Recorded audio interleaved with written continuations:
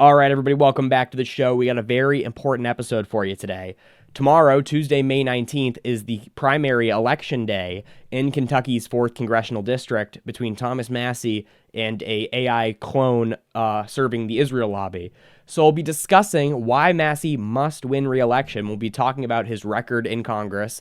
It is a very close race, and his opponent is entirely funded to the tune of millions, over $10 million in a congressional race in Kentucky by the Israel lobby and the billionaires within that lobby. So we'll be discussing all of this today and why Thomas Massie must win on the Quest for Clarity podcast. It is about who we are. It is about what we believe. They're building up this case just like we did in Iraq. Build up the war propaganda. There was no Al-Qaeda in Iraq. The more you tell the truth, the stronger you become. Mr. Speaker, we're not rearranging deck chairs on the Titanic tonight. We're putting coal in the boiler and setting a course for the iceberg.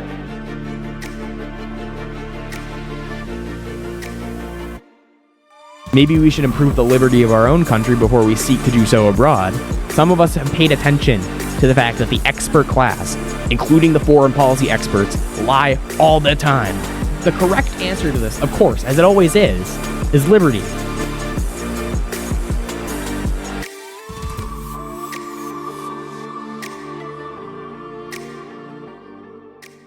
All right, everybody, before we begin, if you could please go down below this video here on YouTube and hit like and subscribe, I'd really appreciate that. Also, if you wouldn't mind going to my Instagram, X, Spotify, and Substack and giving all of those a follow, I'd really appreciate that as well. Let's get into Thomas Massie here, though, because Thomas Massie is currently in the middle of a very tight re-election race.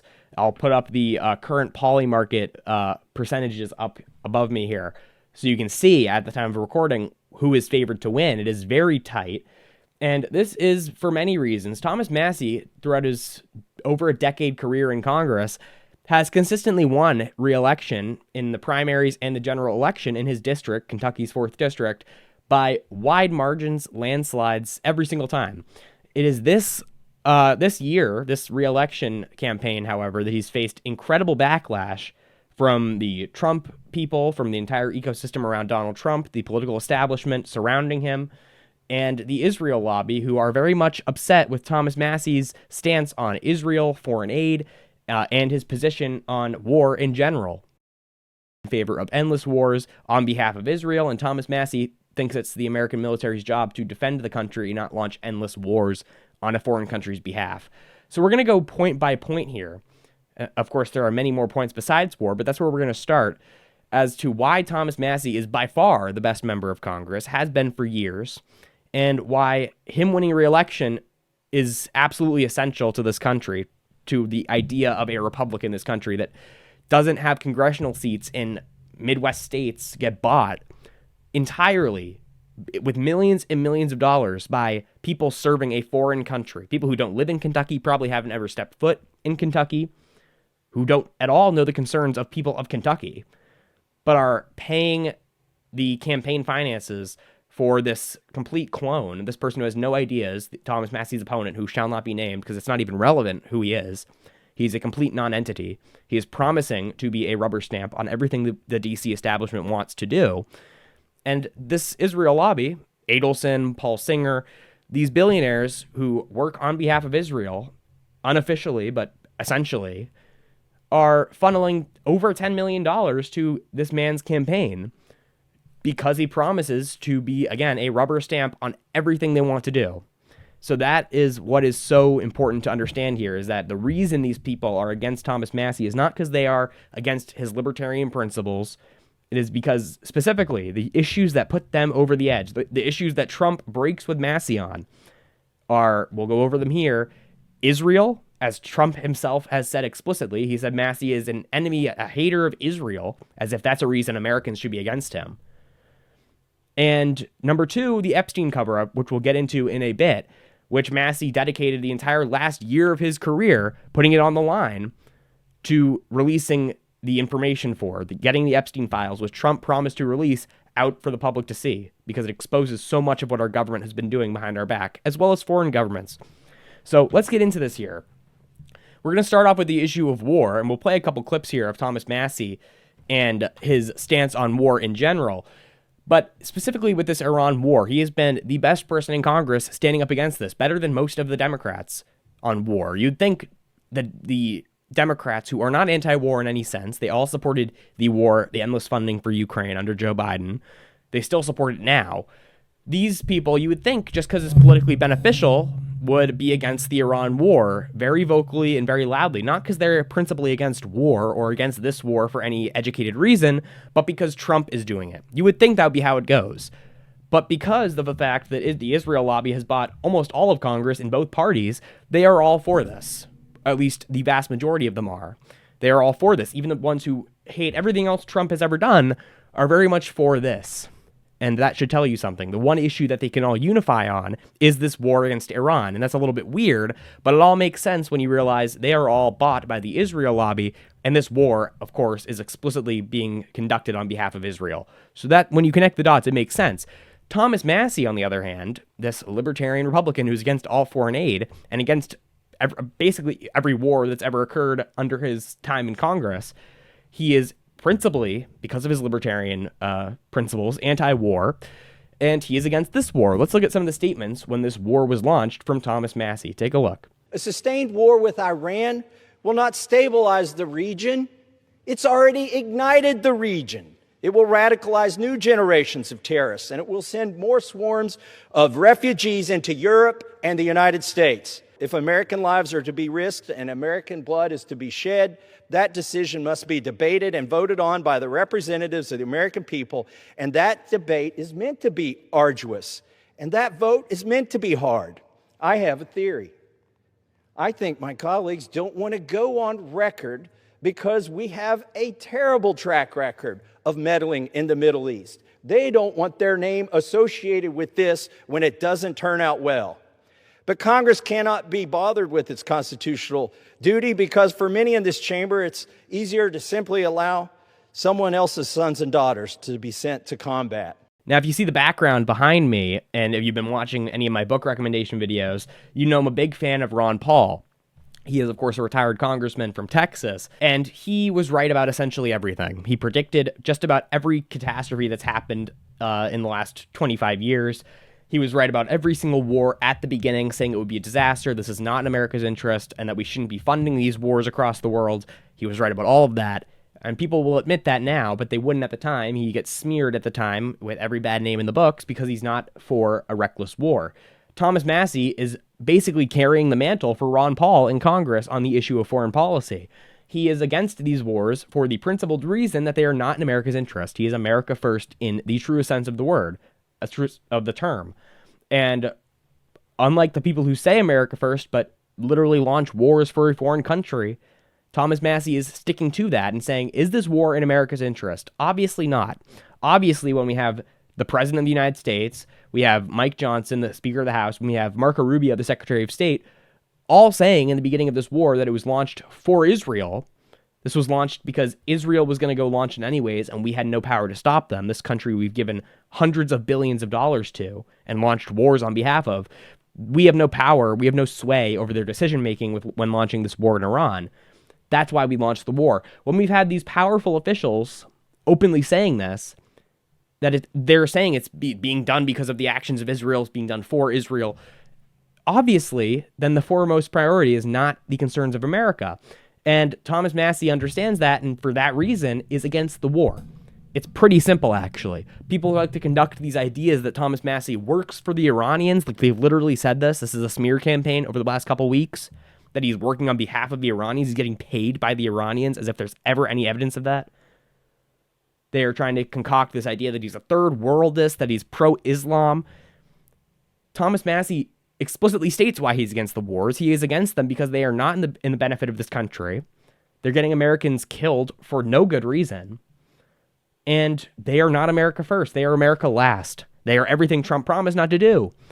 No new wars, no war in Iran. These were the promises of this administration, and they are directly going against them and using the same neocon talking points that Trump was against in 2016. They're really pitching that we've been at war for 47 years with the Iranian regime, and that's why we're ending an endless war. It's insanity. They're pushing everyone to the limits of what a person in good faith can believe about this war. It's unbelievable. And Thomas Massie is the only person on the Republican Party that is accurately calling this out as the hypocrisy and the lies that they are. So that is reason number one. Thomas Massie on the wars, his consistency of being against these wars, his correct prescription as to why these wars have been disastrous and reckless and destroyed the country. He is correct about all of it, and that is reason number one why he must be reelected and win his primary tomorrow. The second reason I want to discuss here is a bit of a throwback. He was the only person during the trillions of dollars pumped into the economy during COVID who was calling it out and asking for Congress to do the bare minimum of their job and have a recorded vote on the biggest spending package in U.S. history. The Congress, which has the power of the purse, funds these activities, was looking to pass trillions of dollars in spending and corporate bailouts during the COVID pandemic in the early months of the pandemic. And none of them wanted to put their name behind their vote because maybe deep down it could be that they're just lazy. It could be that they want to just push the spending through because the corporate donors are just asking for it. Or some of them, most likely, knew how disastrous this would be. Pumping trillions of dollars into the economy, we're still feeling the effects of this. The inflation, the Biden inflation, you actually can go back to the COVID stimulus. It was the COVID stimulus which pumped trillions of dollars, printed trillions of dollars into the economy, coupled with the supply chain crisis, coupled with the shuttering of small businesses all across this country while the corporations got bailouts and were allowed to stay open. Thomas Massie was the only person in real time calling this out for the scam and the wealth transfer that it was. This was the biggest wealth transfer from the lower and middle class to the elites in human history. Trillions of dollars moved up from the middle and the lower classes to the elites. And Thomas Massie was the only person at the time who said he wouldn't want to let the republic die in an empty chamber, and he wanted a recorded vote. Here is the incredible, probably the best Thomas Massie clip of him heroically standing up to the uniparty in this moment. Take a look. All time for debate has expired. Pursuant to House Resolution 911, the previous question is ordered on the motion. The question is on adoption of the motion. Those in favor say aye. Aye. Those opposed say no. The ayes have it. Mr. Speaker. For what purposes, gentlemen, seek recognition? Mr. Speaker, I came here to make sure our republic doesn't die by unanimous consent in an empty chamber, and I request a recorded vote. So yes, reason number two to vote for Massie is because of his fiscal sanity. Him and Rand Paul are the only people in Congress, in the entirety of Congress, who care at all in the slightest bit about the fiscal insanity that has been inflicted on this country by Congress. We're almost at $40 trillion of debt, and people have no concept at all of what this is doing to the country. These people, these idiots in Congress, who can't even explain what inflation is, are destroying the value of the currency without a care in the world, trying to get trillions of dollars passed of spending without a care in the world. Don't even want to have a recorded vote. They just want to get it passed essentially automatically as if it's a given, and it's no big deal.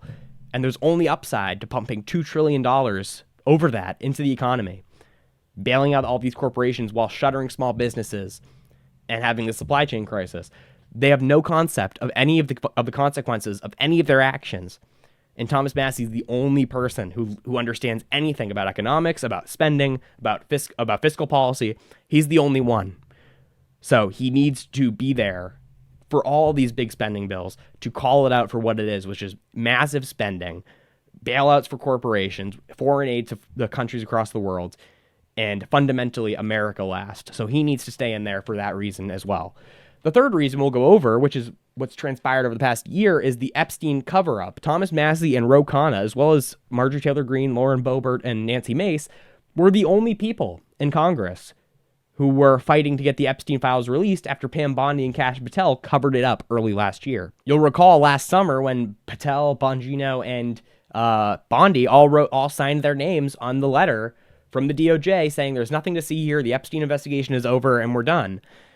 The only people who even cared to push back against this obvious cover-up were Thomas Massie and Ro Khanna. They were the only ones. They started the discharge petition, which eventually would go on to get the necessary signatures to force a vote on the House floor. Mike Johnson fought every step of the way. So did Donald Trump. They all did, and that should be remembered, who fought to cover up the Epstein files, literally fought against releasing these files that are supposedly so unincriminating of anybody in the administration. They fought every step of the way, completely unnecessarily. If they wanted it to be quick and easy and they didn't want this big show, they could have just released it. If they were so comfortable with what was inside of these files, if they were so comfortable with the entire process, they could have just released it and not had Massie and Khanna fight every step of the way to get it released. But they were completely unwilling to do so. Eventually, they got the signatures, got the Epstein Transparency Act passed in the House and the Senate and signed by Donald Trump, and got millions of files released as a result that would have not been released, that exposed people like Bill Clinton even further, that exposed Prince Andrew, that got people fired in foreign countries from their roles, that exposed Larry Summers at Harvard. They exposed many of the most elite people in our society, in the world. And that is the direct result of the work of Thomas Massie and Ro Khanna passing that act, no matter what the fight was against it, by Mike Johnson and Donald Trump, and the smears that came out about Thomas Massie. They did it regardless, and that should be, the American people should be eternally grateful to both of them for that. Put aside your difference. I don't agree with Ro Khanna on 90% of things. I don't agree with him on, he's like a Bernie Democrat. I don't agree with him on most things. But on the Epstein Files Transparency Act, that was heroic and it always will be. So him and Thomas Massie, they deserve credit. And Thomas Massie, for this reason alone, for being relentless in his pursuit of exposing these people, should be rewarded with a primary win tomorrow. And here is the clip of that, actually. I wanted to show the clip of his Pam Bondi hearing, which was legendary, him destroying Pam Bondi, who would go on to be fired not too long after, probably for the poor performance during the hearing. Here was Thomas Massie just exposing her for the fraud that she is. Take a look. Who's responsible? Are you able to track who in your organization made this massive failure and released the victims' names? Are you able to track who it was that obscured Les Wexner's name as a co-conspirator in an FBI document? Do you have that kind of accountability? I believe Wexner's name was listed more than 4,000 times. Yeah, I already told you that. This is where he's listed as a co-conspirator. Can I finish my answer? Come on, let me finish my answer.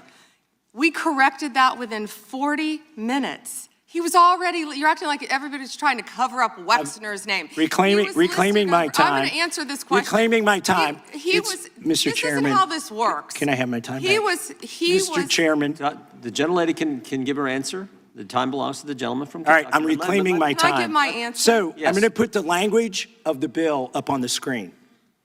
Chairman, may I give my answer on that?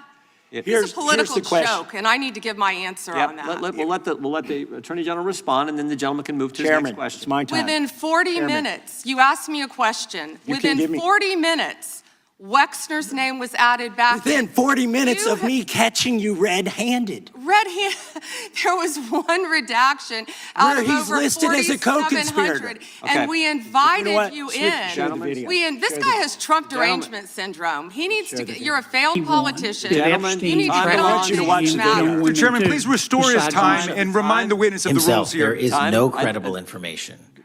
None. If there were, I would bring the case yesterday that he trafficked to other individuals. Is that your position as well? My position is any victim who comes forward, of course, we would love to hear from them. 1-800-CALL-FBI. Did you ask Merrick Garland that the last 4 years? Did you talk about Epstein? I am reclaiming my time. I'm glad you're asking about Merrick Garland. You don't get to reclaim because time this when is you don't- bigger than when you can't- Watergate. when I don't answer a question the way This you goes want. over 4 administrations. You don't have to go back to Biden. Let's go back to Obama. Let's go back to George Bush. This cover-up spans decades, and you are responsible for this portion of it. And that's now, where the I want to most know at transparent- what point did the FBI and the DOJ decide that Lex Wessner was not a co-conspirator? Because our Epstein Files Transparency Act requires you, please put it back on the screen, please, to release the internal decision about whether to prosecute him or not, and it's not in the files, and it's not in the files for any of these other men. Now, those are the three fundamental reasons why you should vote for Thomas Massie. Those are the three issues that he is so correct on and so good on. I didn't even mention his stance on gun rights, on free speech, on farming, any of this stuff, which he's also completely correct on. I didn't mention any of that, but if you want to do some research on that, he is better on the Second Amendment than everyone who criticizes him at all. He's the best person in Congress on the Second Amendment by far, and it's not even close. So if you care about gun rights and the Second Amendment, why would you not vote for Thomas Massie? If that's your big issue, how could you possibly not vote for Thomas Massie? So these are the other issues I didn't even get into, but he's the best on those as well. He's the most conservative person in Congress by far. And this is the person they're trying to take out because he refuses to go along with endless wars on behalf of Israel, endless reckless spending, and covering up for the Epstein class. So that's the issues that he is amazing on. I want to end off here by talking about the race specifically and how it's going to be such a big moment showing where the country is at if we still have a republic, even in name only. We have Thomas Massie's opponent, who I'm still not going to name because, again, it's irrelevant. He's not running against an opponent. He's running against a political establishment, a machine that is dedicated to a few certain causes that go above party. They transcend party. It's wars and it's their corporate donors. These are the concepts and these issues that supersede parties. These are way above party affiliation. Both parties work directly in collaboration in Congress to pass spending that benefits both of these issues. People like Miriam Adelson get what they want. People like Paul Singer get what they want. People like the AI billionaires get what they want. All these big interests get one big spending bill that both parties will support that check the boxes on everything they want. And Thomas Massie is the person who's sticking up for the rest of us and saying, no, it's actually not in our interests to have a moratorium on AI regulations for every town for 10 years. It's not in our interest to launch wars on behalf of a foreign country. None of this is in our interest. Thomas Massie is the only one willing to say so. And for that, the Israel lobby, AIPAC, and I believe it's United Democracy PAC, which is AI's super PAC, AIPAC's super PAC, United Democracy PAC.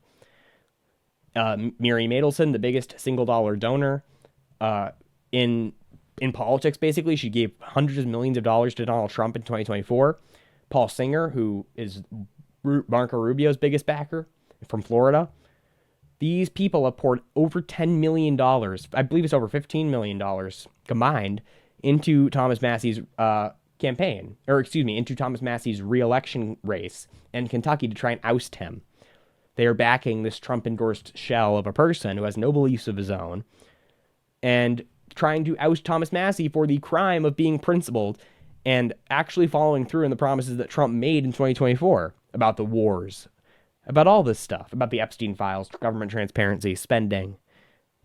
So this is a clip from the Tucker Carlson interview. We'll show a couple clips here to end off. This is the clip of the Massie Tucker Carlson interview from a couple weeks ago where they discuss who is backing Massie's opponent. And it's, again, as I said, these special interests that are entirely backing his opponent because he is promising to be a rubber stamp on everything they want. He's openly saying it. Take a look. I think what's so revealing about all of this is you've never attacked him personally. You don't seem mad at him personally. Nope. You're aligned on the issues that I think most people who voted for Trump in 2024 really believed in. You're way more America first than anything this current administration is doing. And he's mad at you because of like Epstein and spending. Right. Those are my main infractions. And those are things that he and I both campaigned on and promised to eliminate, to disclose the Epstein files and to eliminate the wasteful spending. And I'm just trying to keep my promises to the people that I represent. And he's keeping his promises to AIPAC. Now, the last thing I want to focus on here is the issue of age. I've mentioned it a couple times here when we talk about the Iran war. The biggest supporters of the Iran war are people who sit in front of their TV all day watching endless Fox News. This is mostly the boomers. And they believe everything that Fox News tells them. They believe Jesse Waters is a saint. They believe that Sean Hannity is a saint. And they all just get the endless Truth Social posts, these AI posts from Donald Trump, and love it. They love every second of it. And they truly believe that everything that these people say is completely true, that we've been at war with Iran for 47 years, that Iran was about to nuke Miami. This is what they believe. And they totally unironically believe that we were about to get nuked by Iran. Like, this is the crowd I'm talking about. And they think everything that's shown on AI is real. They can't decipher what's real and what's fake on the internet. They're watching Fox News as their source of news. This is the audience, the crowd I'm talking about. They are going all out for Thomas Massie's opponent. He is up by massive margins in the, I believe it's like the 60 and over crowd. They are all out for Thomas Massie's opponent. On the other hand, you have Thomas Massie's demographic of 40 and younger, and it's a bit closer in the 50-ish range. But in 40 and younger, go look up the polls. Thomas Massie wins by like 80-20, as he said in that, as he says in this clip I'm about to show you. He wins by insane margins in the younger crowd who get their news from podcasts, from the internet, from a diverse set of news sources. People who are in touch with what is real and what's fake on AI, for example. People who can decipher what's an AI video and what's not.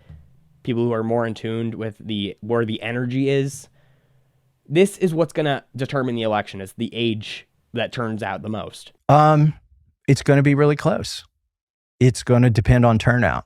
And I think the most stark difference that we can discern in the crosstabs, when you do polling, if you've ever been polled, maybe people haven't got to look at the results of a full poll, but there's 200 pages of crosstabs that come from a poll when you just poll 500 people.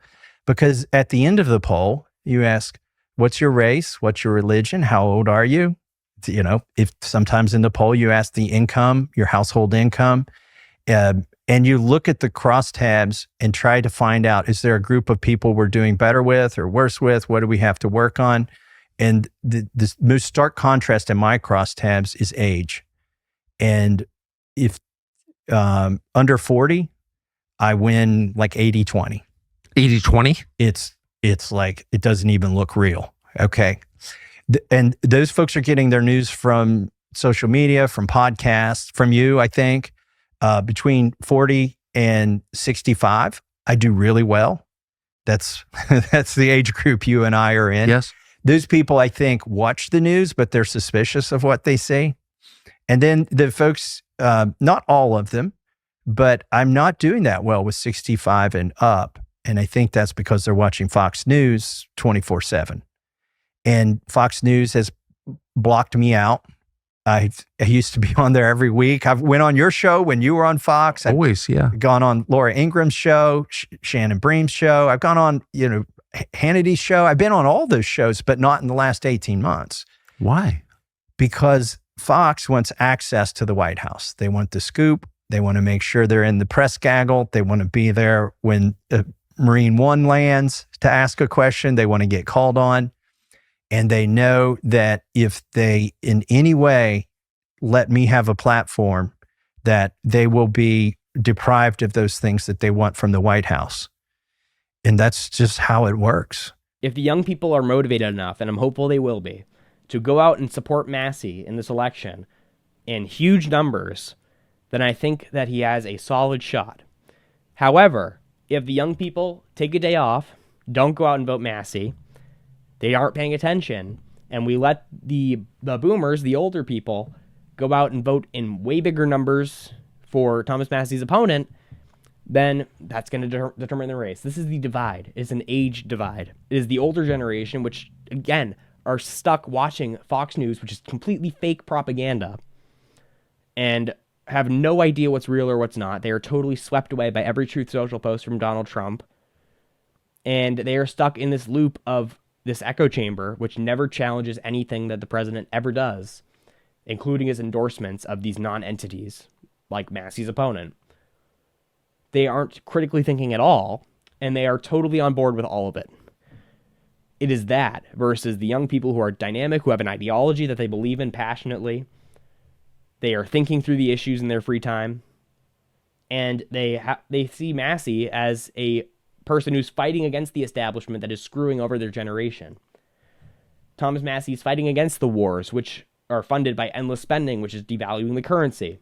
He's fighting against the high gas prices, which are making it very hard for younger people. He's fighting against all of it. He's fighting against the Epstein cabal in D.C. He's trying to get justice for the victims of Jeffrey Epstein. These are issues that younger people who are online, who understand the climate of politics, this is what they care about.